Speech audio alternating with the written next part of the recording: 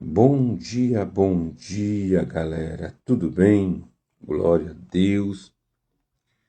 Estamos bem, graças a Deus. Vamos dar início a mais um dia de leitura bíblica.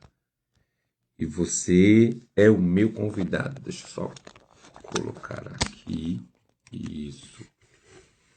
E travar. Você é o meu convidado. Bom dia, graça e paz. Espero encontrá-lo bem, em nome de Jesus. Vamos lá para mais uma live. Hoje nós estamos no 10º dia. Glória a Deus, né? 10º dia. Temos muitos dias pela frente, não é verdade? Mas estamos no 10º dia. Bom dia, graça e paz, Selma. Quero pedir a sua gentileza de compartilhar aí. Bom dia, Rita. Compartilhar aí com o número de pessoas. Hoje nós estamos no nosso 10º dia. Hoje a nossa leitura é do capítulo 37 ao 40 de Gênesis. Capítulo 37 ao 40 de Gênesis. Sejam todos muito bem-vindos. A paz, Neia, Regiane, bom dia! Glória a Deus, que alegria, Dani. Seja muito bem-vinda. Vamos lá, vamos começar mais um dia a qual o Senhor nos reservou para ouvir a sua palavra, para nos aprofundar em conhecimento, amém? Será um dia poderoso. Nós temos ficado felizes, né? Eu tenho ficado feliz com todo o resultado que Deus está nos dando nesta live, não é verdade? Cada dia o Senhor tem derramado da sua graça, do seu favor sobre cada um de nós. Nós temos visto o manifestar da glória de Deus, os direcionamentos que Deus tem nos dado, né? Cada vida que tem se achegado, a cada dia nós estamos crescendo um pouquinho mais para a glória do nome de Jesus. Regiane, hoje a leitura mexeu muito com você, que bênção, isso mesmo, né? Hoje é uma leitura poderosa, né? Nós vamos estar aí, né, com o contexto histórico. Nós encerramos aí a história entre Jacó e Esaú, né? Encerra-se essa história dos filhos de Isaac. Nós agora vamos entrar no novo contexto bíblico, né? Aqui de Gênesis. O contexto de Gênesis é agora contando a história dos filhos de Jacó, né? Nós vamos agora começar a relatar as histórias dos filhos de Jacó e, claro, expressamente falando mais de José, mas também falando sobre Judá e Tamar, né? Tem muitas coisas boas, né? Claro que falamos aí também, ouvimos, né, dos outros filhos, Rúben, mas a expressão maior para este tempo é sobre José, né? Faz uma pausa aqui no capítulo 38 para falar sobre Judá e a sua geração, seus filhos, né? Um acontecido forte mesmo do que acontece com Judá e seus filhos. E depois nós voltamos a relatar a história de José. Afinal de contas, ainda nesse percurso, nós estamos caminhando dentro daquilo que Deus havia prometido a Abraão, né? Falando sobre a sua geração. Os 12 filhos de Jacó estão estabelecidos nessa leitura de hoje. Então, basicamente, as 12 tribos de Israel criam-se, né? Aparecem aqui de maneira poderosa e nós vamos caminhar um pouquinho, tá bom? Quero levar vocês comigo agora nesta manhã. Já passaram-se alguns minutos. Que você fique à vontade para perguntar, para tirar dúvidas, que você faça também a sua leitura. Eu tenho aqui direcionado, né, informando que este momento que nós estamos juntos não é apenas um momento para você ler a palavra comigo, né? Você precisa estar lendo os 4 capítulos todo dia, uma leitura anual que nós estamos fazendo. Então, todos os dias você precisa estar lendo os 4 capítulos. E aí, claro, aqui na live nós vamos estar nos aprofundando em alguns textos, né, em alguns versículos desses 4 capítulos, né? Como eu sempre digo, não dá para me ler os 4 capítulos com vocês, eles inteiros, é grande, né? Se eu ler, eu não vou ter tempo de explanar, conversar. Então, eu procuro focar sempre em um versículo e aí, claro, comentar com vocês o que está acontecendo, quais são os direcionamentos de Deus para o nosso dia, para a nossa vida. Tem sido poderoso, né, irmãos? Deus tem nos alinhado ao seu propósito, tá? E isto é o papel das Escrituras Sagradas, né? O papel das Escrituras Sagradas não é moldar denominações, não é moldar uma religião. O papel da Bíblia é moldar o caráter de homens e mulheres de Deus que escolheram viver de acordo com as Escrituras Sagradas e por isso são considerados filhos de Deus. Filhos de Deus. Amém? Mas vamos lá sem demora, tá bom? Hoje é um sábado, acredito que você tem muitas atividades aí, nós também aqui temos alguns compromissos mais tarde. Então, um dia lindo, está ensolarado hoje, né? Um bom dia, né? Um dia abençoado por Deus. Olhe para os seus dias com essa grande perspectiva. Mais um dia que Deus fez para a minha vida, né?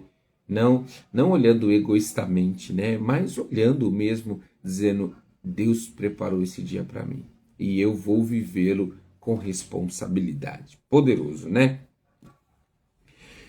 Para a gente fazer uma conclusão, antes de nós entrarmos nessa nova história, vamos fazer uma conclusão breve aqui, vamos? Afinal de contas, hoje é o 10º dia, passamos por algumas histórias falando sobre Noé, Abraão, Isaac e Jacó, né? Então quero fazer aqui rapidamente uma conclusão de alguns dias atrás que nós começamos a dar início, né? O foco maior a qual Deus começou a tratar conosco foi sobre a bênção da primogenitura, né? E lembre-se, eu não sei se vocês se lembram, eu apresentei aqui, de acordo com a palavra de Deus, três coisas importantes para que alguém fosse considerado primogênito, né? Ou recebesse a bênção da primogenitura, né? Eu relatei 3 coisas extremamente importantes. Você lembra? Você lembra qual eram essas 3 coisas? Eu lembro, irmãos. Se você não lembra, eu quero aqui fortalecer, tá? Fortalecer o que eu comecei aqui alguns dias atrás. Então, qual eram essas 3 coisas? Então, o primeiro ponto da primogenitura era a responsabilidade, caráter e fator divino. Tá lembrado?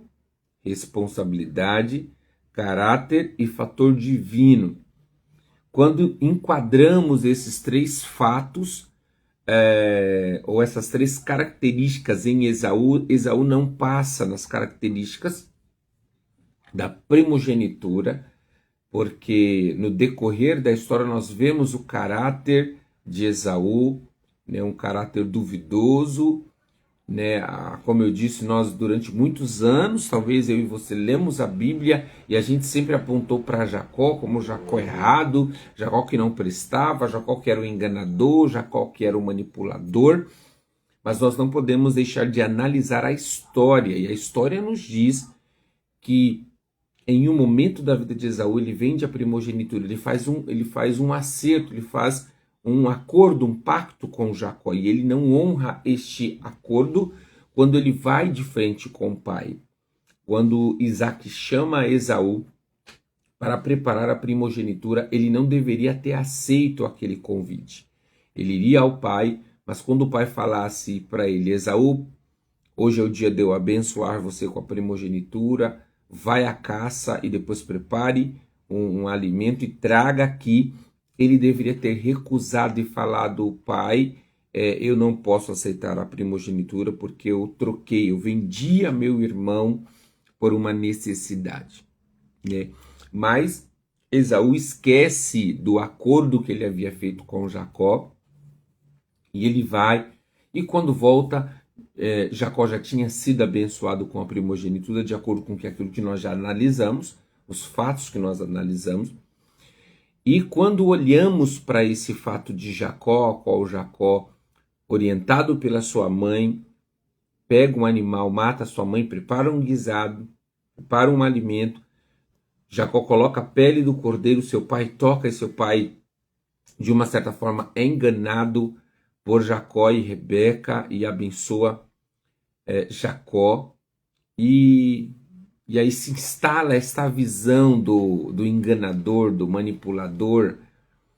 Mas nós lemos que no decorrer dessa história, Jacó vai para o deserto, ele vai para Padã Arã, e nesse deserto ele tem um encontro com Deus. Lembre-se, a primogenitura precisava de 3 crivos: responsabilidade, caráter e apoio divino ou escolha divina. Jacó já tinha a escolha divina porque ele já tinha sido escolhido lá no ventre da mãe, quando tinha as barrigas de Rebeca estava movimentando muito, né? Ela vai buscar o Senhor para entender, e Deus diz que ali tem 2 nações e que o mais novo governaria sobre o mais velho, e o mais velho seria servo do mais novo. Ponto. Deus já tinha escolhido Jacó para ser o primogênito, para receber a bênção da primogenitura. Ponto final.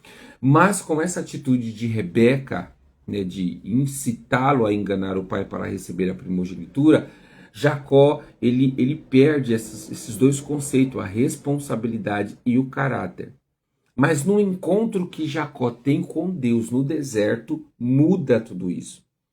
Nós vamos ver evidências, fatos, de quando Jacó deita, dorme no deserto, coloca a cabeça sobre uma pedra e tem uma visão do céu aberto, uma escada que dava acesso ao céu, anjos subiam e desciam, e Deus estava no topo da escada, e Deus fala com Jacó. Aquele momento, irmãos, grave isso, aquele momento Deus muda a história de Jacó.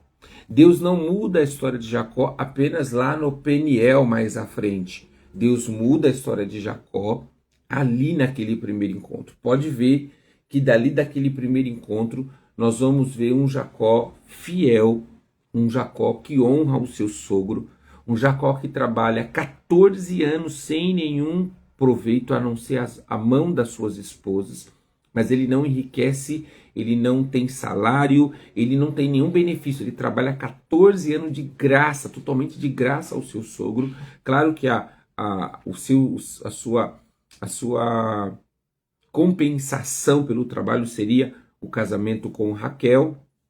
Seu sogro Labão engana, coloca Lia primeiro, ele trabalha mais 7 anos, para Raquel no total 14 anos, para ter a mulher que ama, a mulher que ele se apaixona. Mas a gente vê um outro Jacó, um Jacó que não é manipulador, um Jacó que não é ardiloso, a gente vê um Jacó realmente com caráter agora, né, com responsabilidade sobre as suas ações. E todos os comportamentos de Jacó após este encontro em Betel, que era na realidade um lugar chamado Luz, né, a cidade de Luz, agora é chamado de Betel por este encontro que Jacó tem. Aquele encontro muda totalmente Jacó. E no decorrer da história, Deus restaura. E aí Jacó, ele passa a ser alguém extremamente responsável, ele passa a ser alguém de muito caráter, e ele tem um apoio divino. Então Jacó foi aceito. Nós dissemos lá que Esaú não tinha aceito porque lhe faltava essas três ações: responsabilidade, caráter e cunho ou apoio divino. Mas em Jacó, nós encontramos isso. E aí a promessa de Deus se instala na vida de Jacó. Jacó tem os seus 11 filhos, tá bom? Jacó tem os seus 11 filhos. Isso é muito poderoso. Sabe por que isso é extremamente poderoso? Porque Deus está cumprindo uma promessa feita lá a Abraão através da vida de Jacó. Mas a promessa ainda não havia se encerrado. As tribos iriam ser instaladas, a nação de Israel seria uma nação extremamente conhecida como Deus havia orientado, né, como Deus havia orientado a Abraão, que faria com Abraão. Deus reafirma que faria com Isaac, a promessa de Abraão. Deus afirma com Jacó o que faria, né, as promessas que estavam em Abraão, que foi transferido para Isaac, que estava sendo estabelecida em Jacó, e Jacó se torna pai de muitos filhos. E aí nós chegamos aqui em Gênesis 37 ao 40. Gênesis 37 ao 40. E aqui no capítulo 39, eu quero ler um versículo e aí eu quero fazer uma conclusão ou uma introdução para a gente ir aonde Deus vai nos levar. Nós vamos ler Gênesis 39, vai comigo, depois nós vamos voltar, tá bom? Para o 37, 38, mas eu quero ler com você Gênesis 39, verso 21. Vou repetir, Gênesis 39, versos 21, que diz o seguinte, extremamente simples, mas muito poderoso. Gênesis 39, 21. Mas o Senhor estava com ele na prisão e tratou com bondade.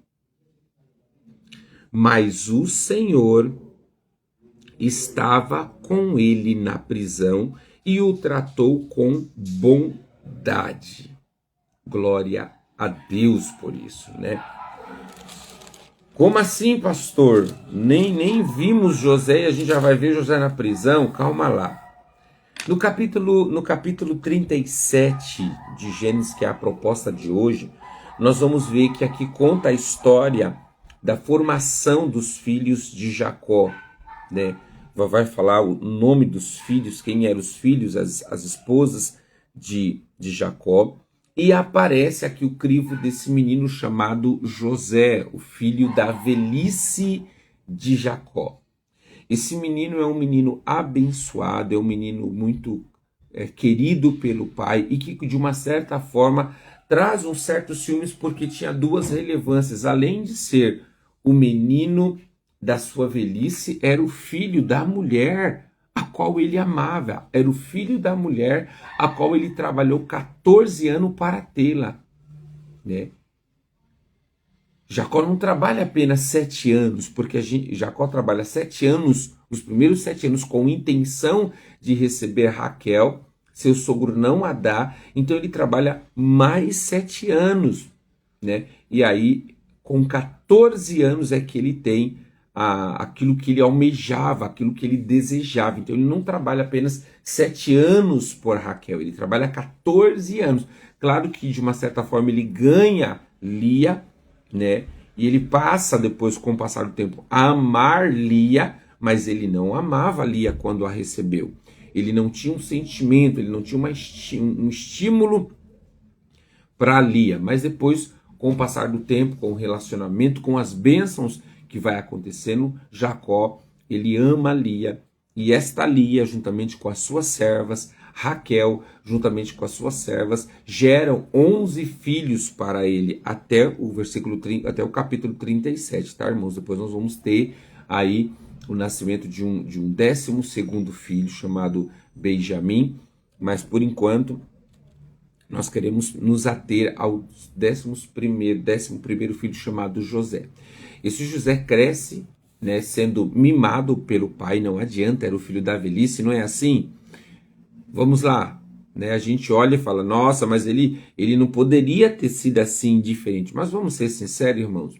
Nós, quando vamos passando a idade, nós vamos mudando o critério de criarmos nossos filhos, não é verdade? Nós criamos, educamos com todo respeito, nós criamos da mesma forma que os outros, mas nós nos readaptamos, porque aqueles comportamentos que nós tínhamos como pai de primeira viagem, nós já não temos mais, nós já passamos, nós já sabemos como um pai precisa agir, como um pai precisa educar o seu filho. Muitas pressões que nós causamos nos primeiros filhos, nós já não causamos essas mesmas pressões nos outros filhos, né? Porque nós também, como pais, nós também amadurecemos, nós também crescemos, nós também mudamos. E é exatamente isso que acontece com Jacó. As pressões que Jacó dava aos seus outros filhos mudou, porque agora Jacó tem uma experiência paterna, ele sabe como ser pai. Então, com José, na sua velhice, ele mima José, ele abençoa José, né? E ele dá presentes a José, e esse presente causa ciúmes no coração dos irmãos, que é uma túnica, né? Irmãos fica enciumado, né? E no propósito de Deus, ou com o propósito de Deus, esse menino chamado José tem um sonho. Meu Deus. A Regiane colocou aqui em casa eu falo para minha mãe que ela puxa a sardinha para o meu irmão caçula. Não tem jeito, Regiane, não tem jeito. Porque nós pais, nós alteramos a forma de criarmos os filhos, porque nós entendemos que a forma com que a gente tratou o primeiro ali, né, muito nas rédeas, né, no caçula a gente já entende que não precisa tratar assim. Há uma outra forma, a gente quer tratar de um outro caminho, tá bom? Né? Não sei se isso totalmente é bom, né? Mas essa é uma realidade, né? Eu falo pela criação aqui do Mateus, Arthur e Helena, né? São criações totalmente diferentes. Trabalhamos com o mesmo respeito, com o mesmo direcionamento, mas muda-se o jeito de tratar, né? O fator da sexualidade também, irmãos, muda, viu? A forma com que nós tratamos um menino do sexo masculino, a forma com que nós tratamos uma princesinha, né? Uma menina como a Helena. Então tudo isso muda. Faz parte, né, do amadurecimento paterno, né? Faz parte, não tem jeito. Então foi o que aconteceu com Jacó. E aí Deus, puramente Deus, decide dar um sonho a esse menino. Esse menino tem um sonho onde 10 feixes de trigo se curva diante dele. E ele resolve contar este sonho aos seus irmãos. E eu tenho certeza, irmão, que José conta este sonho inocentemente. Ele conta porque ele sonhou e ele precisava contar. Eu acredito que na sua mentalidade não tinha o significado e a interpretação de que aquele sonho se referia aos seus irmãos. Eu tenho convicção disso, porque ele era apenas um mancebo, ele era apenas um jovem. Vamos ser sinceros, vamos analisar com uma mente de mancebo, de adolescente, de um jovem. Eles cometem muitos erros, sim ou não? E não cometem erros porque querem provocar, porque querem errar, porque esta idade é uma idade avassaladora, né? Que os comportamentos acontecem sem pensar. A Dani também colocou aqui, temos diferença na personalidade de cada um. Cada um é diferente do outro. É verdade, Dani, verdade. Então, eu vejo que José conta o sonho inocentemente, né? Ele não quis causar nenhuma pressão aos seus filhos, né? Ele não quis causar. E aí, este menino chamado José, passa alguns dias, ele tem um segundo sonho, e agora esse segundo sonho é muito mais poderoso. Por quê? Porque agora o sol e a lua e mais 10 estrelas se curvam, né? Mais 10 estrelas se curvam diante, ou 11 estrelas, né? Não me falha a memória aqui, se curvam diante de José. E quando José agora conta o segundo sonho, o primeiro sonho o pai não expressa nada, mas quando José conta o segundo sonho, Jacó, ele se levanta e fala: epa, menino, você acha que eu e sua mãe e seus irmãos nos curvaremos diante de você? E aí José não responde nada ao pai, né? Seus irmãos ficam extremamente irritados, né? Dizendo: quem esse menino está achando que é? Né? Eles se irritam e eles começam a tramar, a pensar, né? O que fazer com esse rapaz mimado, chato, né? Ah, meu Deus! Só que Jacó, ele para e ele fica pensando: o que será este sonho? Jacó, ele fica intencionalmente pensando: o que será o significado da interpretação deste sonho? Né? Jacó guarda algo no coração, mas ainda assim não tem 11. Obrigado, rei, obrigado, são 11, né? Embora Benjamim não tinha nascido ainda, mas já era um sonho profético, né? Então, se não me falha a memória, também era 11 feixes de trigo e 11 estrelas, tá? Nos dois. Então, há uma visão de Jacó sobre o seu filho. O que será que está para acontecer? Seus irmãos saem, os dias passam, seus irmãos vão cuidar do rebanho, das ovelhas, e aí Jacó, preocupado com seus irmãos, com seus filhos, melhor dizendo, Jacó preocupado com seus filhos, ele manda José. E aí, mais uma vez, mas quando eu vejo esse menino obedecer o direcionamento do pai, né, um menino, é uma adolescente, esse menino, ele vai sem questionar, ele vai ao encontro, ele obedece o seu pai sem questionar. Talvez hoje, escute, eu não sei você, mas ao ler eu fiquei pensando: talvez hoje, se eu sei que os meus irmãos não gostam de mim, são irritados, não desce porque eu sou o preferido, né, do papai, se o meu pai virasse para mim e falasse assim: olha, vai lá e olhe os seus irmãos, veja o que está acontecendo, eu falaria: pai, eu acho que não vai ser legal, não, eles não gostam de mim, né? Eles não vão aceitar a minha presença. Mas José, inocentemente, ele vai ao encontro dos seus irmãos, né? Porque José era aquele filho que relatava o comportamento dos seus irmãos para o pai, né? Quem nunca, irmãos, vamos lá, quem nunca relatou? Quem nunca viu o irmão cometendo um erro e foi lá e falou: ô mãe, fulano está fazendo isso. Ô pai, fulano está fazendo errado. Todos nós já passamos por essa atitude. E era a atitude de Jacó, desculpa, de José, melhor dizendo. Era a atitude de José. E quando José chega na região onde seus irmãos deveriam estar cuidando do rebanho, ele não encontra ninguém. E aí um homem que estava ali pergunta ao jovem, né: o que você está fazendo aqui? Você está perdido? Aí ele diz: não, eu estou à procura dos meus irmãos. Você sabe onde os meus irmãos estão? E aí o homem direciona, o homem fala assim: ó, seus irmãos estão em Dotã. Está lá no Gênesis 37, versículo 17. O homem avisa, fala: olha, os seus irmãos foram para Dotã. Provavelmente foram para as tabernas, né?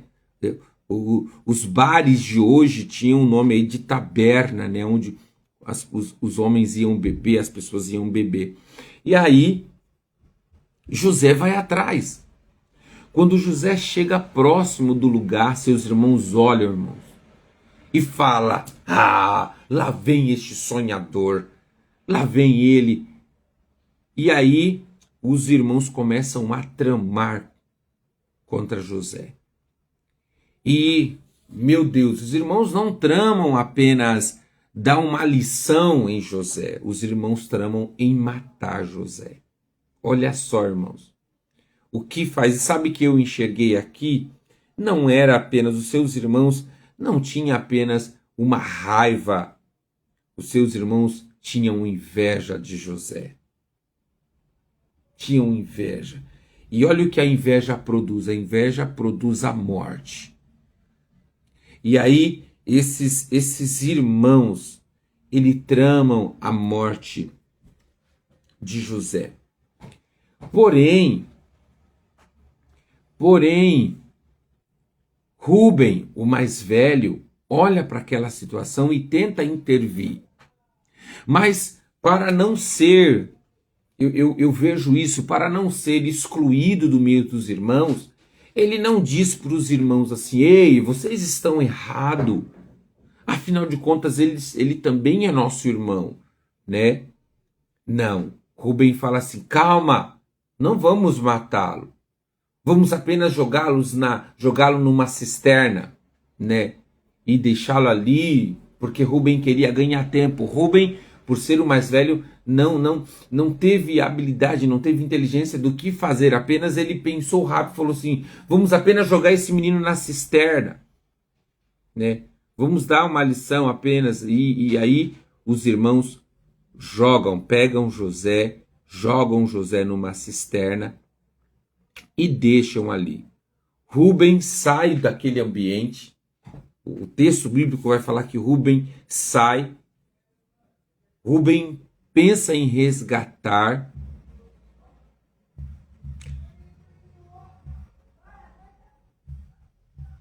Sim, exatamente isso, Regiane. Né? Ele foi covarde, por quê? Porque ele, como irmão mais velho, ele era o primogênito, ele era mais velho, então ele tinha autoridade sobre os irmãos.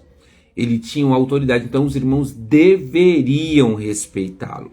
Os irmãos deveriam honrá-lo. E se os irmãos não fizessem isso, eles estariam desonrando a Rúben e também ao pai Jacó, né? A falta de respeito ao irmão mais velho cairia no campo da desonra, eles estariam desonrando a autoridade, né? Então, eu acredito que ele poderia ter mudado, mas tudo isso estava dentro do plano de Deus, tá bom? Tudo isso estava dentro do plano de Deus. Como que Deus levaria José para o Egito, né?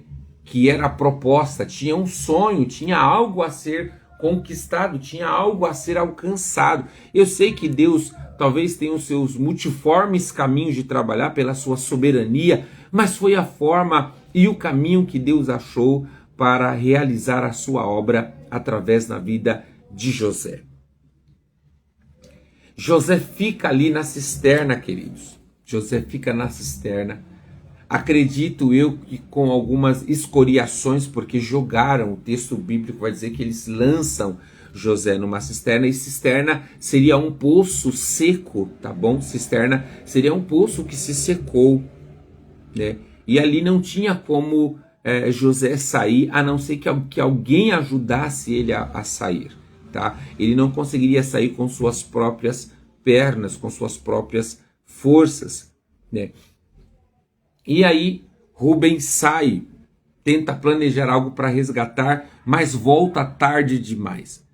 Quando Rúben volta, os seus irmãos já tinham se alinhado e já tinham vendido José a uns mercadores ismaelitas que estavam descendo para o Egito. José é vendido como escravo. Alguém que não era escravo, ser vendido como escravo, doloroso. Mas aí eu quero afirmar o que nós lemos no capítulo 39, verso 21. Mas Deus estava com ele. A todo momento Deus estava com José. Por mais que parece difícil, parece complicado, parece doloroso, e de fato é doloroso, mas Deus estava com José. Tudo que estava acontecendo era plano de Deus. Aí você pode dizer assim: mas pastor, será que Deus tem prazer no sofrimento de José? Não, não é prazer, mas Deus tem um propósito. Deus tem um propósito, não é prazer. Preste atenção, irmãos. Nós às vezes nos confundimos os sentimentos de Deus. E isso entre aspas, tá? Entre aspas. Isso é até normal. Por quê? Porque nós queremos humanizar Deus. O erro que cometemos quando olhamos para Deus é porque nós queremos humanizar Deus, e Deus não é humano. Deus não faz as coisas por prazer, Deus faz as coisas por objetivo, por planejamento. Por quê? Porque ele já sabe o final. Ele é onisciente, onipresente e onipotente. Ele está em todos os lugares e ele sabe de todas as coisas, né? E ele tem todo o poder. Então, Deus já sabe do que vai acontecer.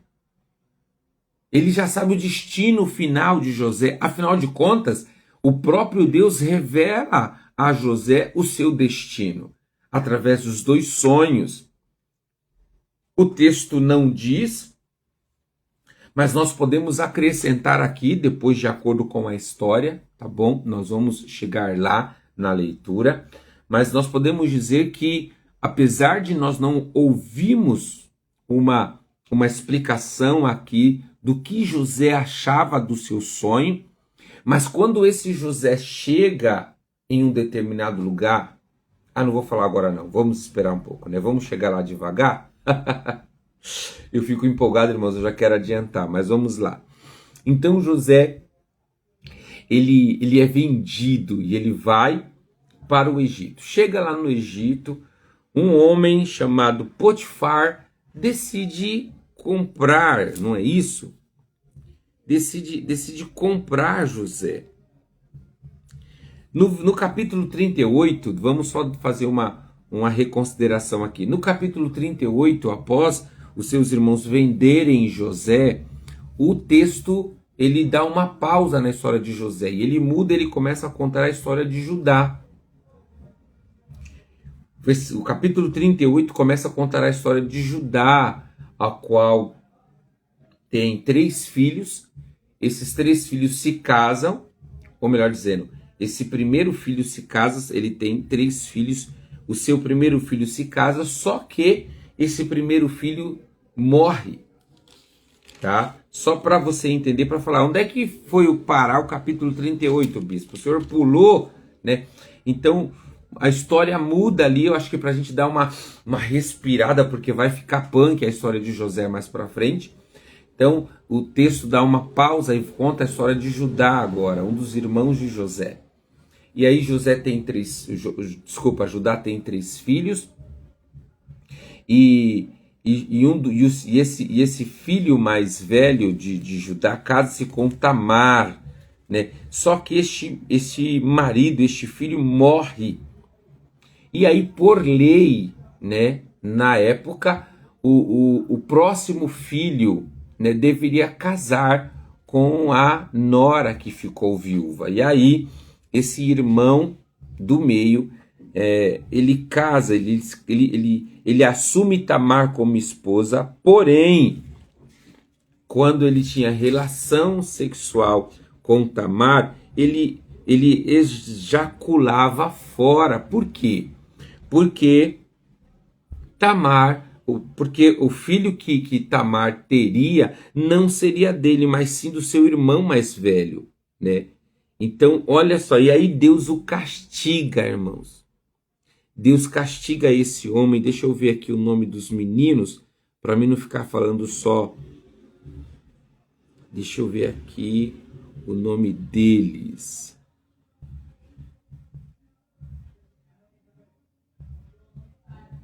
Isso, e ela deu à luz a depois deu à luz a Onã e a Selá. Onã e Selá. Então, que casou com Tamar, ele morre.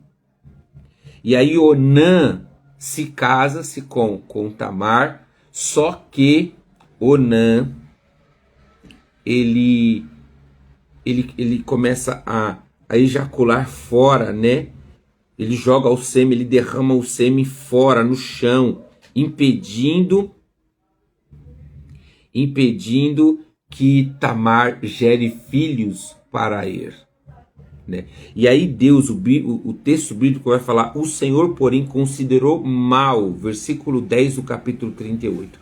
O Senhor porém considerou mal a sua atitude e por isso também tirou a vida de Onã. Deus tira a vida dos 2 filhos de Judá. E aí agora o seu último filho, seu filho chamado Selá, deveria se casar com Tamar. Só que aí Judá decide fazer uma coisa que não era leal naquela época. Devolver a moça aos pais não era lealdade. Havia uma responsabilidade do sogro com a nora. Afinal de contas, ele ainda tinha um último filho. Mas o texto bíblico vai falar que Judá não indica que Tamar se casaria com Selá, porque ele tinha medo que Deus também matasse Selá. E aí ele manda Tamar para a casa dos pais para lá ela arranjar um novo casamento.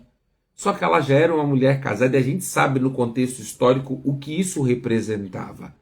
Não era bem vista com os olhos, apesar de ser viúva, os homens preferiam meninas novas, meninas que não eram casadas. Isso é um fato histórico da época.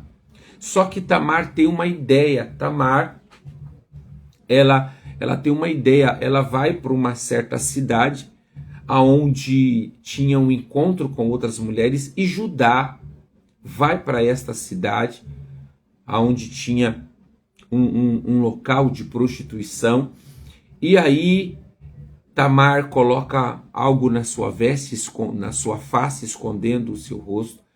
E Judá encontra-se com essa mulher que ele não identifica quem é. E ele tem relação com essa mulher. Quando ele tem relação, ela faz um pedido a Judá. Ela faz um pedido que Judá desse algo para ela de valor e Judá ele não tinha nada de valor, mas Judá deixa ali um cordão, deixa um selo e deixa mais alguma coisa. Deixa eu ler aqui o texto. Deixa, versículo 18 do 38, capítulo 38, versículo 18. Judá deixa um tipo de garantia, ele deixa um selo pessoal junto com o cordão e o cajado de Judá. E aí, Judá tem relação com essa mulher, depois essa mulher vai embora e Judá volta para sua casa, viver a sua vida normalmente. E aí, quando volta no outro dia, Judá manda servos levar um animal, que era, o acordo era um animal que ele daria, um cabrito, né, que ele daria para esta mulher desconhecida. Quando Judá manda os seus servos levar esse cabrito lá, não se acha esta mulher, não se encontra esta mulher. E aí, irmãos, preste atenção. Como a gente precisa tomar cuidado em julgar as pessoas. Como nós precisamos tomar cuidado antes de falar, nós precisamos analisar os nossos pensamentos e as nossas falas. Com o passar dos meses, a barriga de Tamar vai crescendo. Ela estava grávida do seu sogro, vai crescendo. E aí as pessoas começam a falar. As pessoas começam a julgar Tamar, dizendo ela é uma mulher perdida, não é uma mulher de valor. Ela não é uma mulher de valor. E aí Judá, o seu sogro, também aponta aquela mulher. Ao ponto de dar uma ordem de queimá-la. Olha, irmãos, é muito fácil, né? É muito fácil quando as pessoas erram, a gente logo querer justiça contra elas. É muito fácil alguém cometer o erro e a gente, em vez de alcançar com graça, com favor, com a mesma graça que nós somos alcançados, a gente fala, é inaceitável. Esta pessoa tem que morrer. Essa pessoa tem que ser tirada do ministério. A gente tem um senso de justiça muito prático quando se trata dos outros e não de nós. Nós precisamos ter um cuidado, irmãos. Porque se nós queremos misericórdia dos nossos pecados, nós precisamos agir também com misericórdia. Quando Judá decide orientar o povo a fazer isso, a queimar Tamar, ela se levanta e diz: calma aí, eu estou grávida. E eu vou dizer quem é o homem que eu estou grávida. O homem que eu estou grávida me deu um selo, um cordão e um cajado. Quando Tamar diz isso, seu sogro chamado Judá se envergonha. Se envergonha, irmãos. Olha lá, vamos ler a história. Ai, Jesus. É muito complicado, né? Como nós temos um senso de justiça quando se trata dos outros, mas quando é conosco, a gente não age assim.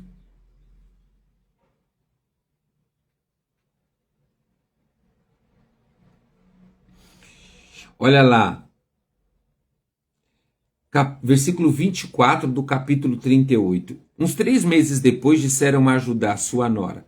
Disseram a Judá, a sua nora Tamar se comportou como uma prostituta e por isso estava grávida. Ou seja, Judá se deitar com uma prostituta não tem problema, mas a sua nora se tornar uma prostituta tem problema. Que senso de justiça é esse? Que senso de justiça é esse que nós vivemos? Quer dizer que eu me relacionar com uma prostituta não tem problema nenhum, mas aceitar uma nora que teve um comportamento de prostituta é inaceitável. Talvez os dois deveriam ser queimados no fogo, irmãos, porque os dois pecaram. Judá, procurando uma prostituta, pecou.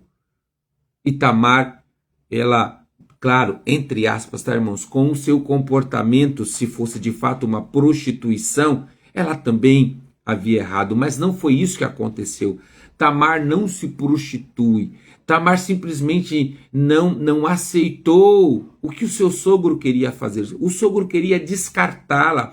O sogro queria abrir mão da responsabilidade que tinha com a nora.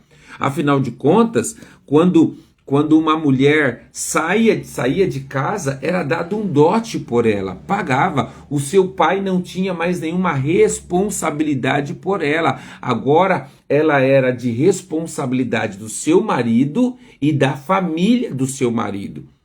Mas Judá agora queria simplesmente descartar Tamar.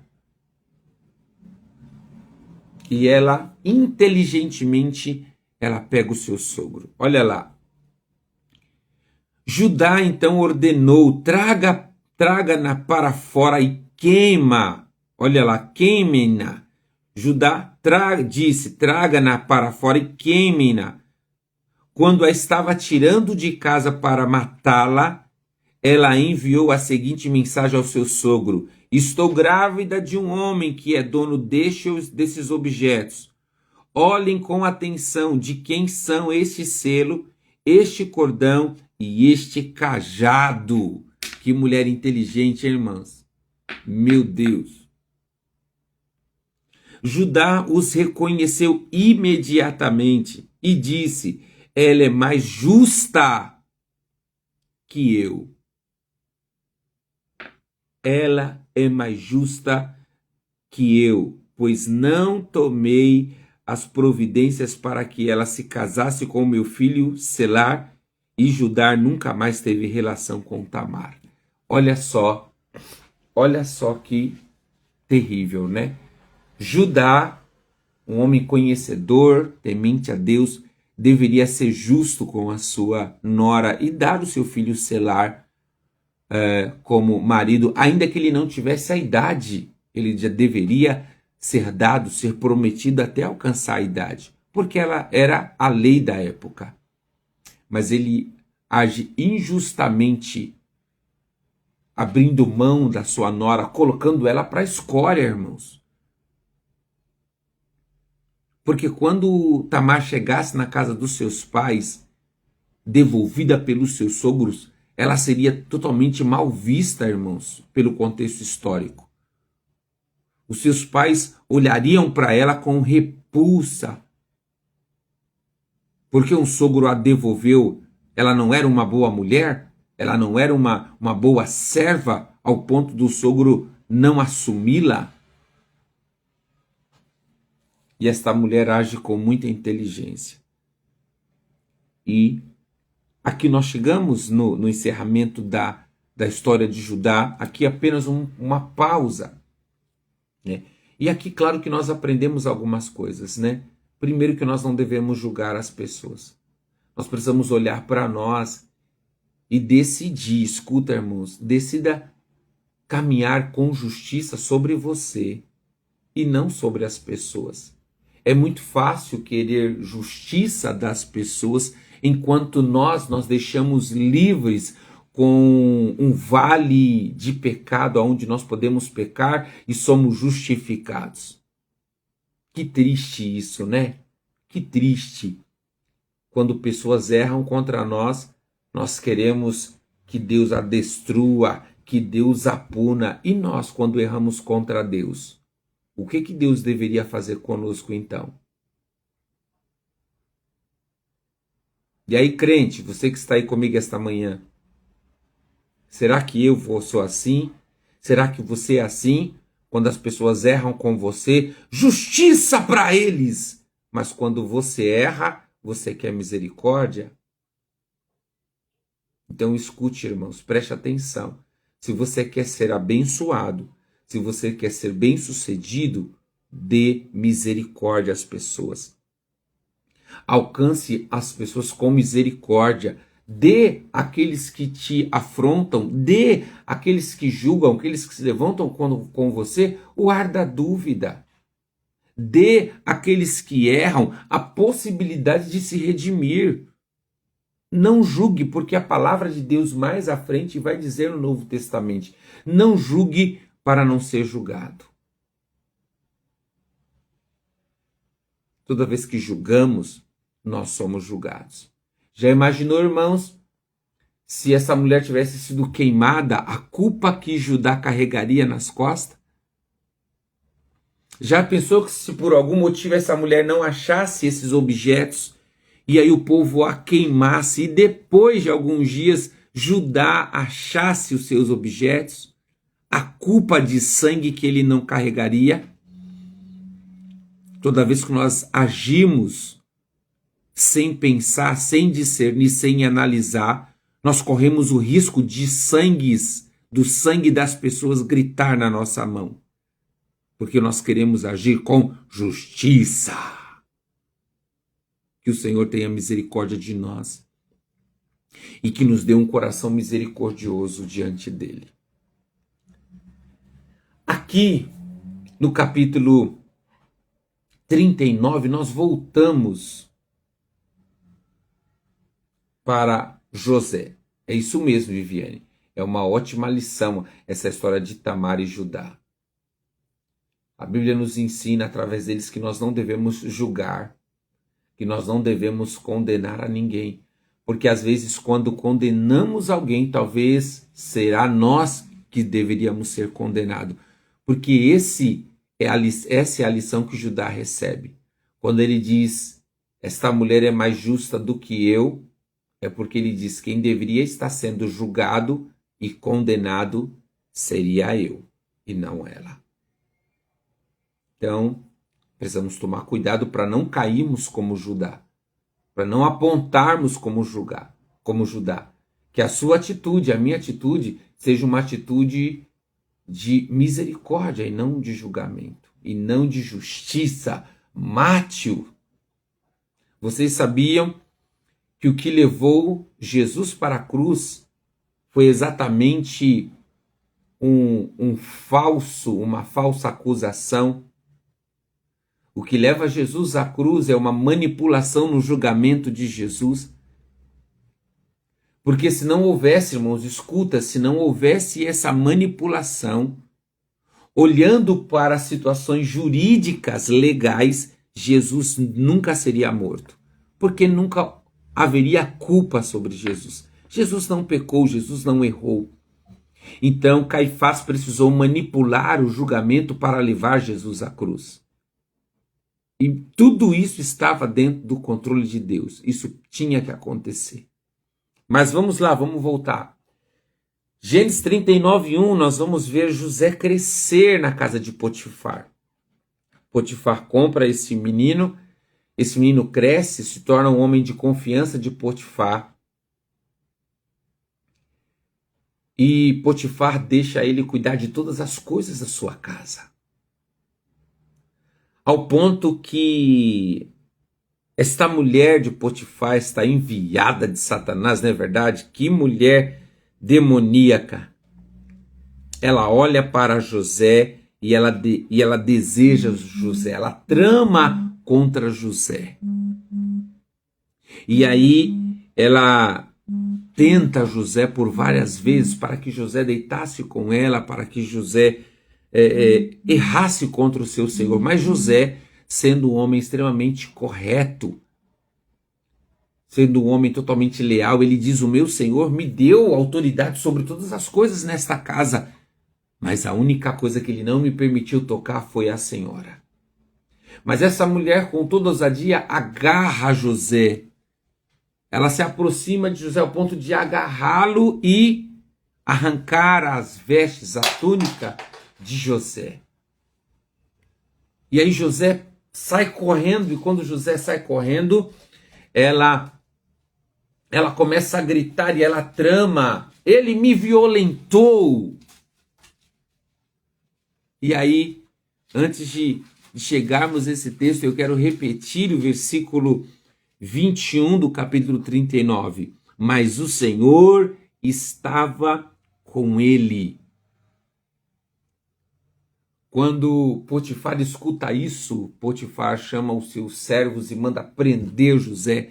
José disse: eu não fiz nada, eu não tenho culpa, eu não abusei. E ninguém acreditava nele. Acreditavam apenas naquela mulher.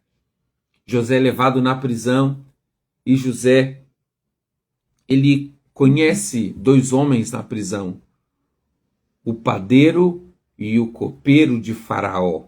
Olha lá, irmãos, Deus prepara pessoas que tinham uma certa relevância para que se encontrasse com José. Por isso que há algo importante aqui, irmãos. Algo importante aqui. Eu acredito que o Senhor pode te abençoar de qualquer forma. Mas Deus, preste muita atenção, mas Deus ama. Deus, ele gosta de alinhar a nossa vida a outras pessoas e através de outras pessoas ele nos alavancar ao seu projeto. Isso, o que quer dizer isso? Deus nunca vai te honrar sozinho. Você nunca vai chegar aonde Deus quer sozinho. Deus vai permitir, Deus vai planejar de que o seu crescimento, aquilo que Ele tem para você, seja alinhado com pessoas. E não sozinho.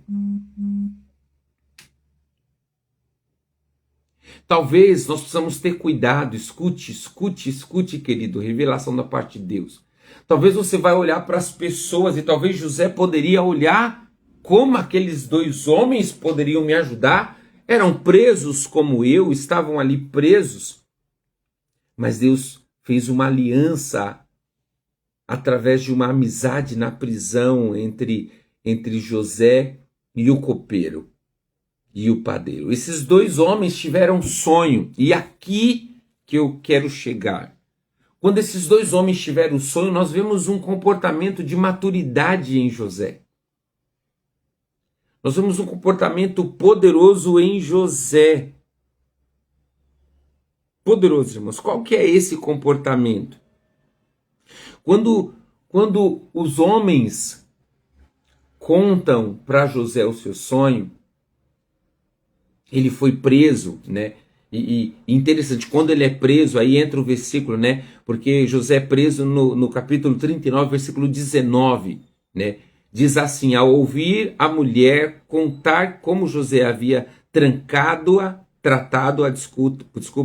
Potifar se enfureceu, pegou José e o lançou na prisão, onde ficava os prisioneiros do rei. Olha só.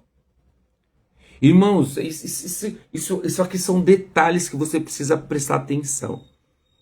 Potifar poderia colocar José em qualquer outra prisão, mas Potifar decide colocar José na prisão onde os prisioneiros do rei Faraó ficavam. Por isso que eu começo a dizer aqui, até o seu caos, até a coisa mais difícil na sua vida, se você estiver em Deus, vai cooperar ao seu favor.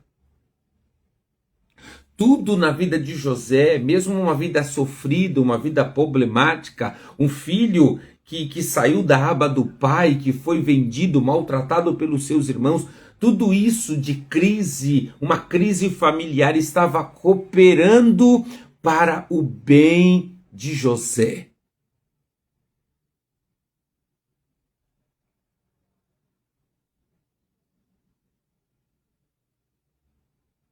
É isso mesmo, Viviane. Ele era tão íntegro que ele ganha a confiança do carcereiro. E isso aqui nos traz uma lição. Eita Jesus! Por que nós mudamos no meio da dificuldade? Ou em meio à dificuldade? Por que nós alteramos? Por que nós correspondemos às afrontas, os perigos? Por que nós correspondemos à crise? E talvez, escute, queridos. E talvez para uma mente humana isso é aceitável. Mas para Deus não. Porque nós vamos ver aqui através desse menino chamado José, que em meio às suas adversidades, em meio às circunstâncias que ele está passando, ele não altera a sua identidade, ele não altera o seu caráter, ele não altera o seu comportamento, ele não muda, ele não se transforma em uma pessoa, desculpa a expressão, mas em uma pessoa desgraçada, porque havia perdido tudo. Ele não se torna um mau caráter porque foi vendido pelos seus irmãos, foi humilhado. Agora, na casa de Potifar, ele é enganado, ele é humilhado pela esposa de Potifar, mas ele não muda o seu caráter, ele não se rebela, ele não se revolta. Por isso que quando nós olhamos, irmãos, algumas pessoas que sofreram na vida, a gente fala assim, nossa, tadinho, isso aí é porque ele se revoltou. Isso não é aceitável, irmãos. Nós como cristãos, nós não podemos olhar e falar assim, não, é até aceitável. Não, não é aceitável. Porque quando olhamos para essa situação, nós entendemos que uma pessoa sofrida pode permanecer com seu caráter ilibado.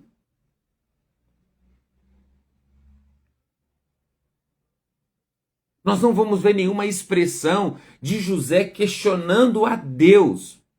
Mas preste atenção. Quando eu olho para esse José no capítulo 40, que começa a interpretar os sonhos daqueles homens, daqueles prisioneiros, eu entendo que havia uma maturidade e José tinha também um conceito.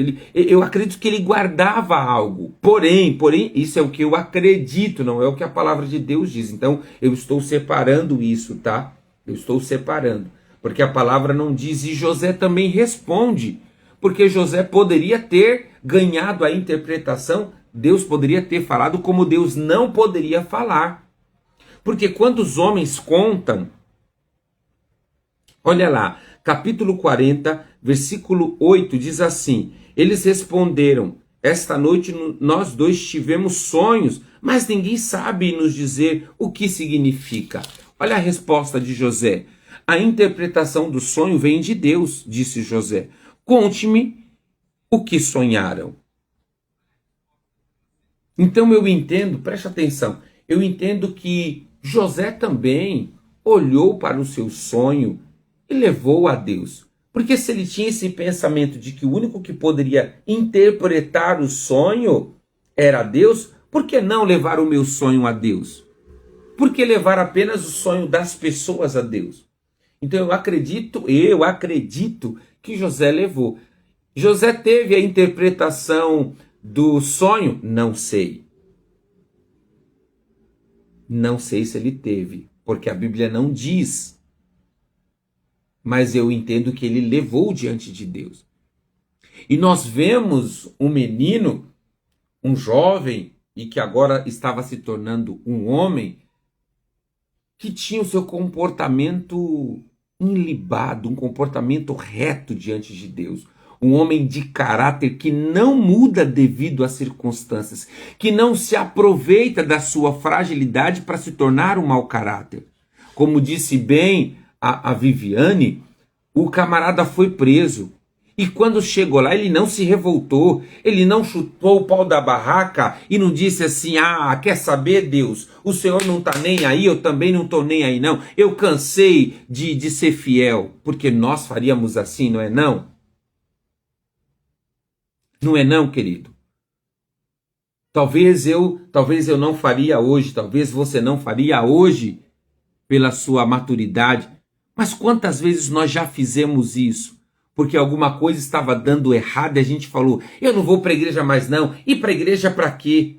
Eu vou para a igreja e as coisas só pioram. Eu vou buscar Deus e as coisas só pioram. E a gente não compreendia que tudo que estava acontecendo conosco era plano e projeto de Deus para nos levar aonde nós estamos chegando hoje. Bispo Rodrigo, mas eu sofri. Irmãos, quer que eu diga? Eu também. Eu também sofri. Para quem conhece a minha história infantil, né, da minha geração, os meus pais se separaram e minha tia Neia está aqui. Os meus pais se separaram, a gente era muito pequeno. Eu tinha aproximadamente de 3 para 4 anos de idade. E uma criança de 3 para 4 anos de idade, ela não tem maturidade, ela não tem inteligência para entender o que é uma separação. E particularmente, irmãos, eu não tinha uma vida difícil, pelo contrário, eu tinha uma vida muito boa. Tanto que eu tenho lembranças de 2 e 3 anos que marcaram a minha vida. Por quê? Porque de fato eu tinha uma vida lá em 88, 89, uma vida de uma família de classe média para alta. Meu pai e minha mãe tinham uma vida muito sólida, dois cristãos firmes na presença de Deus. Nós tínhamos uma vida, casa bonita, carros na garagem, né? Geladeira sempre cheia, as melhores roupas. Passeávamos, viajávamos. Nós tínhamos um status familiar muito bom. Mas aos de 3 para 4 anos, infelizmente o inimigo entrou na minha casa e acabou com os meus pais. E gerou a separação dos meus pais. E foi terrível, irmãos. Foi terrível, sabe por quê? Porque eu sofri. Me faltou pai, me faltou mãe, foi muito difícil. A minha tia Né está aqui, ela acompanhou, tinha os nossos familiares do lado, mas escute, querido, familiar não é pai e mãe, tio não é pai e mãe, avô não é pai e mãe.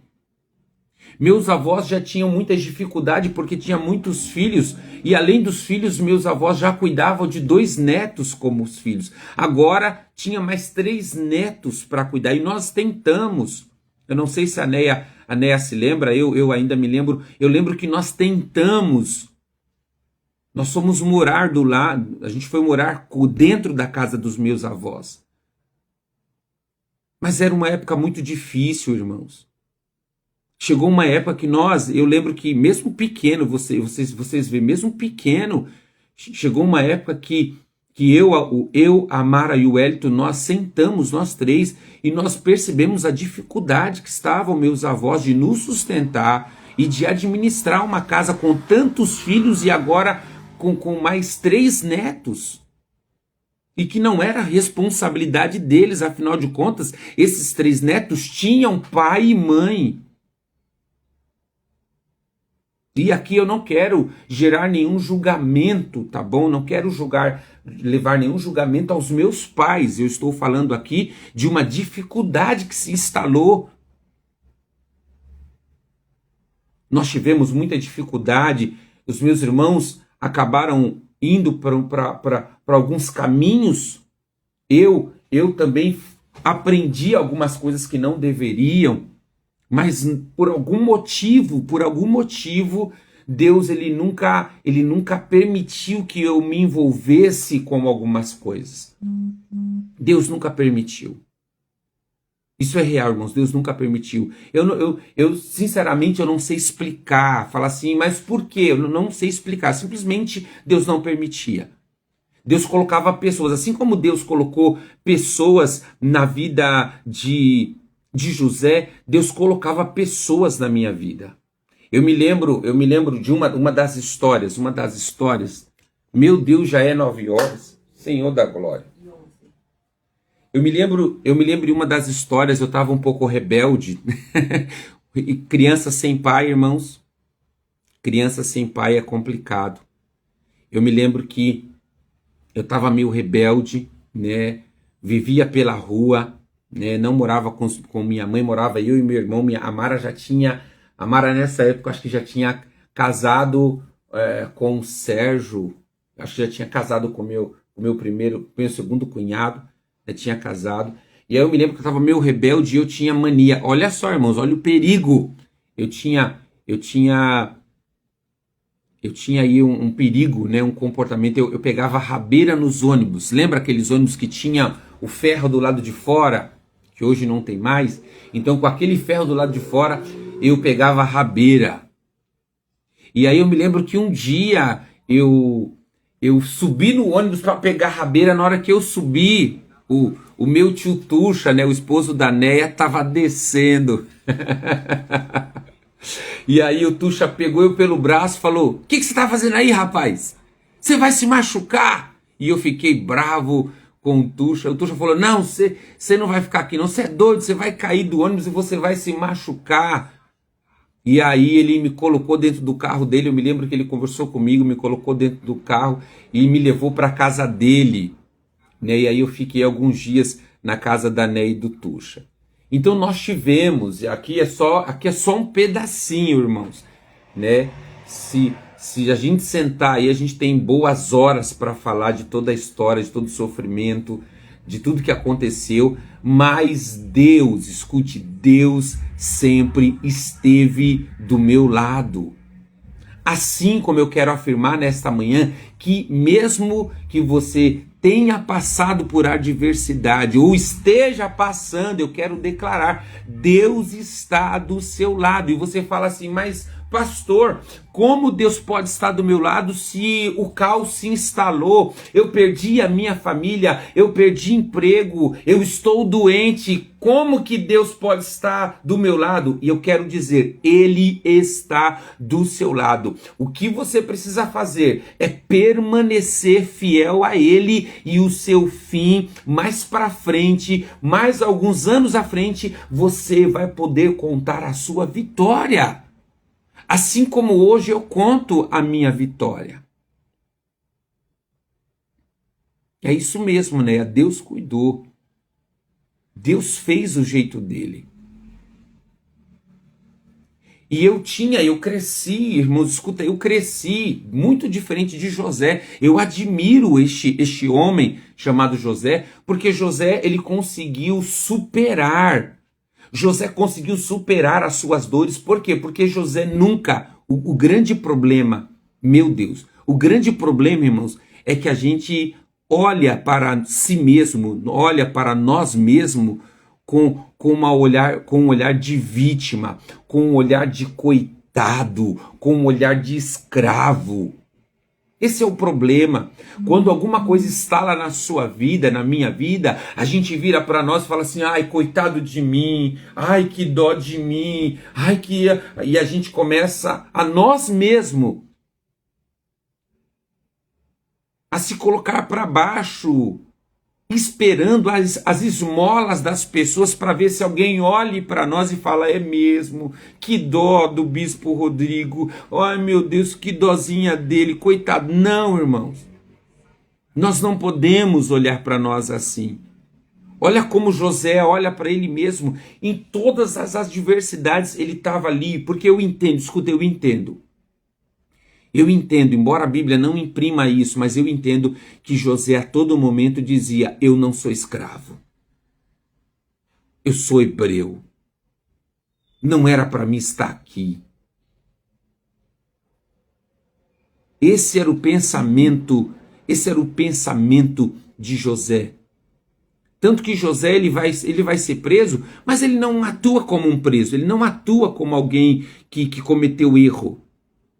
Ao contrário, ele atua diferente que, como diz Viviane, o carcereiro confia nele, entrega a chave na mão dele, para que ele cuidasse e orientasse os prisioneiros. E a história vai dizer que naquela época que José estava ali na prisão, a prisão ficou calma, os prisioneiros ficaram calmos com a administração de José. Por isso que o carcereiro entrega a chave nas mãos e diz, pode governar, pode liderar aqui. Porque a visão dele não era uma visão de escravo. É isso mesmo, Michele. É isso mesmo. Nós temos a síndrome do coitadinho. Então, não.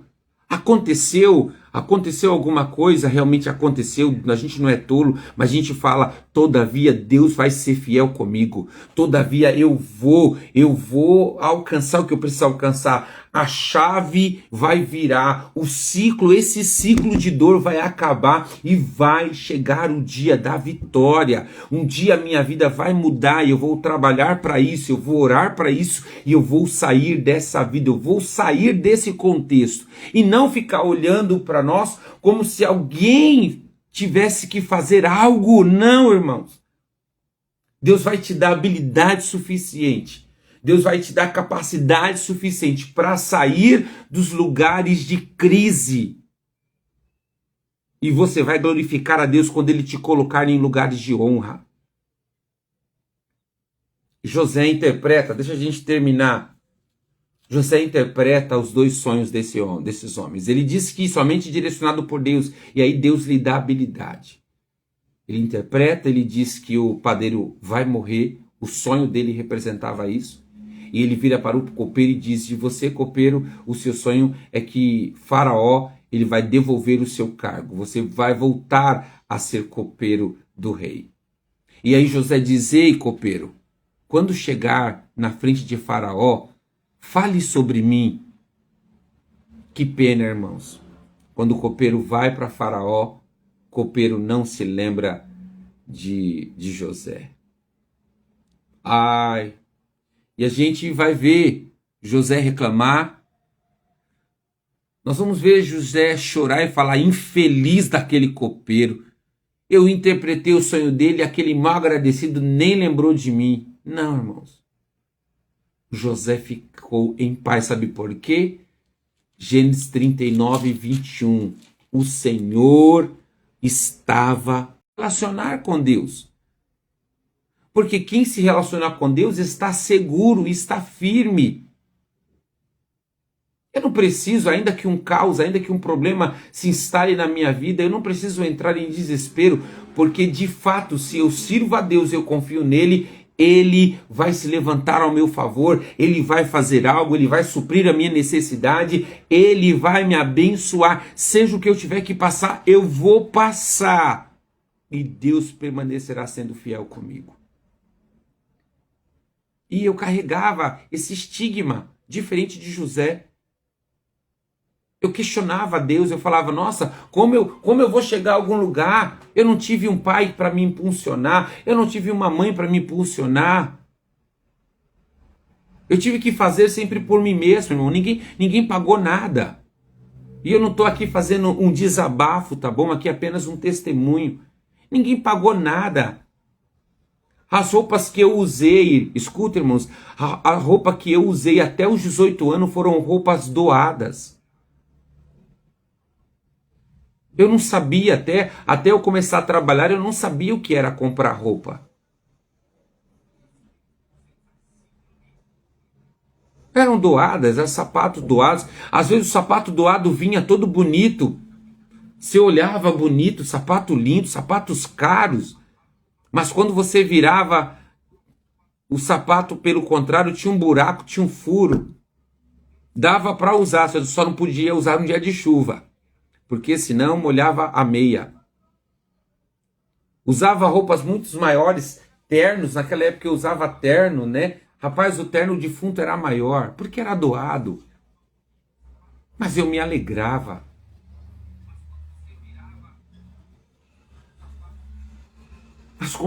Mas quando eu fiquei de maior, eu comecei a trabalhar, eu comecei a ter uma nova perspectiva, eu entendi, acabou.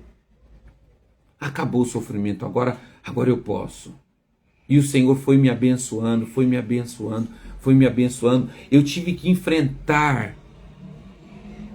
É isso mesmo, Eugênio, no lugar da nossa vergonha, Deus nos honra. E eu vi tantas coisas. E irmãos, sabe que eu vou te convidar? Eu acho que eu vou te convidar a você participar do encontro Recomeço. No encontro eu tenho lá tempo de falar do meu testemunho. Próximo encontro Recomeço você vá. A Michele foi, a Vivi também foi, eles ouviram. Lá eu pude falar com detalhe do meu testemunho. Houve muitas situações. Em alguns momentos eu quis ficar naquele lugar. Eu falava para Deus, por que eu nasci nessa família? Eu sou diferente. Mas era nessa família que Deus queria que eu nascesse, porque é nela que Deus iria me abençoar. Era nela que Ele faria a grande obra. E Ele não terminou ainda não, irmãos. Ele não terminou. Eu sei que eu tenho muitas coisas para viver ainda. A Michele disse aqui, foi bênção. Vocês precisam ter essa experiência. Deus se fez presente e esse testemunho é forte. É mesmo, Michele. Por graça e bondade de Deus, é forte mesmo. Então, enquanto eu chorava as pitangas, enquanto eu me reprimia, enquanto eu ficava olhando para mim como um pobre coitado que precisava de ajuda, eu fiquei lá no chão. Eu ficava com as migalhas, com as esmolas que me davam. Mas um dia isso acabou, irmãos. Um dia Deus me tirou de Lodebar e Deus me colocou na mesa sentado. E aí José, voltando para a gente encerrar. José, ele fica ali na cadeia. A Tecília disse aqui, José não deixou o ambiente que ele estava definir quem ele era em Deus. Olha que poderoso isso mesmo ter. Deus não deixou, José não deixou. Então você não pode deixar. Você não pode deixar o ambiente, os lugares, as coisas, as situações definir quem você é. Você não pode moldar o seu caráter porque alguém te afrontou, alguém fez aquilo ou deixou de fazer. Não, seja quem Deus chamou você para ser. Corresponda a Deus e não às circunstâncias. José foi esquecido. Você já foi esquecido?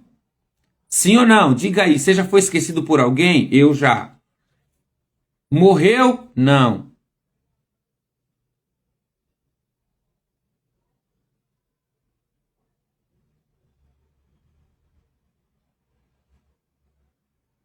Meu Deus, que tremendo, Dani. Que testemunho glorioso, hein? Meu Deus. Então nós não podemos nos moldar, sabe? Você já foi esquecido? Responde aí, já foi esquecido? Diga sim ou não. Eu já fui. E tá tudo bem, eu não morri. Porque as pessoas se esqueceram de mim, mas Deus nunca esqueceu. E Deus se lembrou de José. Sabe como Deus se lembrou? Deus dá um sonho para Faraó. E aí nós paramos, por quê? Porque isso é para amanhã. Ai, bispo. Eu não posso continuar. Acabei de ver, o sonho de Faraó é o 41. Então nós vamos parar aqui, tá bom? Nós vamos encerrar aqui hoje e nós vamos continuar amanhã, tá bom? Então escute. Se você foi esquecido, se você foi acusado injustamente, se você foi enganado, manipulado, sabe? Se você foi roubado, não importa. Não importa. O que importa é se Deus está com você. E se de fato, preste atenção para me encerrar, e se de fato Deus está com você, você não pode mudar o seu caráter. Você não pode mudar quem você é. Você não pode mudar quem você é. Você não pode corresponder o que estão fazendo com você, o que fizeram com você. Você precisa ser uma pessoa de caráter. Você não pode ficar lambendo as suas feridas e olhando para você como um coitadinho que precisa da ajuda dos outros. Eu preciso da esmola. Não, você não precisa da esmola de ninguém. Deus vai te honrar, mas se levanta de onde você está e entenda quem você é. Você não é escravo, você é livre no nome de Jesus. Amém? Então acabou. Que Deus abençoe. Que Deus te abençoe, que Deus te abençoe, que Ele te abençoe, em nome de Jesus. Amém? Glória a Deus. Quantas coisas, né, irmãos? 1 hora é pouco, meu Deus do céu. Eu tenho que começar a reduzir, não é verdade? Preciso começar a reduzir. Todo dia eu estou estourando o horário. Mas amém. Que Deus abençoe a sua vida. Vamos lá continuar a leitura, tá bom? Vamos lá continuar a leitura.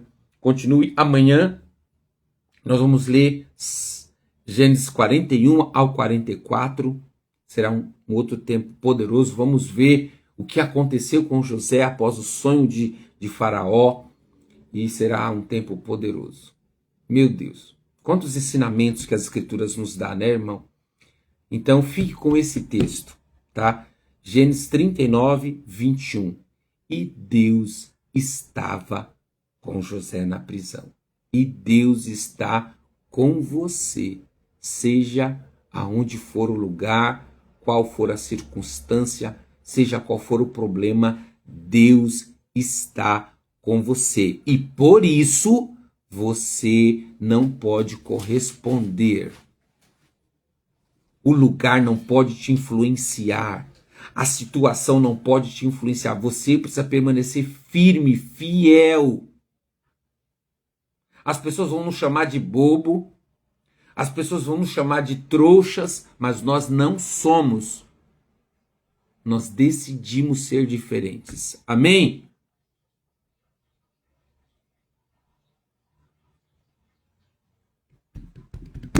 Ô rei, a festa ainda não é hoje, tá bom? A festa é dia 17 e 18, tá bom? Se puder estar com a gente, será maravilhoso, tá? Nós estamos disparando aí, mas a festa ainda não é hoje, tá, pessoal? Olha lá direitinho no banner. É sábado que vem, dia 17 e dia 18. Isso mesmo. Dia 17 e dia 18 nós vamos comemorar 2 anos de Igreja Rave. Eu quero convidar você, tá bom? Para estar com a gente celebrando ao Senhor. Se você não tiver nenhum compromisso com a sua igreja local, se você puder estar com a gente, venha celebrar o Senhor conosco.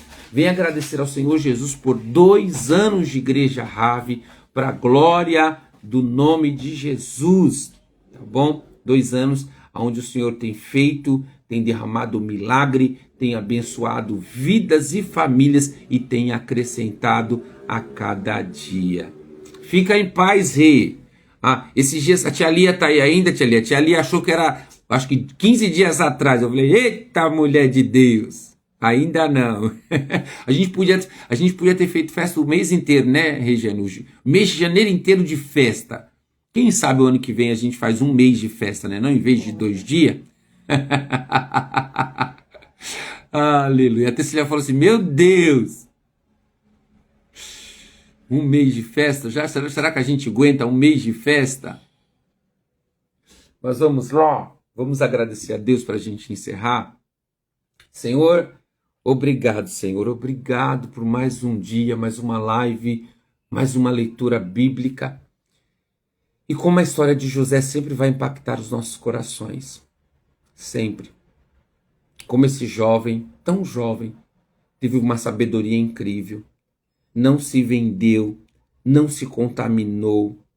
Por mais que esse jovem tenha sofrido, por mais que esse jovem tenha perdido seus pais, se afastou dos seus pais, dos seus irmãos, foi para uma terra estranha, lá foi desonrado, foi caluniado, foi acusado injustamente, mas este homem não mudou. Ele continuou com caráter, ele continuou sendo alguém sério diante de ti, sendo responsável diante de ti. Quero glorificar pelo texto, porque o texto de José nos ensina que os lugares, o ambiente, a circunstância não pode alterar quem somos em Deus. Nós não podemos perder a fé, Senhor, em Ti e alterar a nossa vida, o nosso comportamento porque a circunstância, porque a crise apareceu, porque o problema apareceu. Nós não podemos aceitar isso. A humanidade até aceita, a gente traz uma aceitação dizendo, coitado, isso é normal. Não, nós não podemos aceitar, porque nós entendemos que é possível ser fiel, é possível permanecer com um caráter enlibado em ti, um caráter firme, correspondendo apenas ao Senhor. É possível. E é por isso que eu quero te agradecer. É por isso que eu quero te honrar nessa manhã e abençoar as tuas filhas, os teus filhos que ficaram comigo aqui nesta 1 hora e pouca de live. Que o Senhor te abençoe e que o Senhor te ajude a ser um José para a nossa nação, na autoridade do nome de Jesus. Amém. Que Deus abençoe. Beijão no coração de vocês e até amanhã. Amanhã, às 8 horas, estaremos aqui novamente com mais uma palavra poderosa. Aleluia. Que Deus abençoe.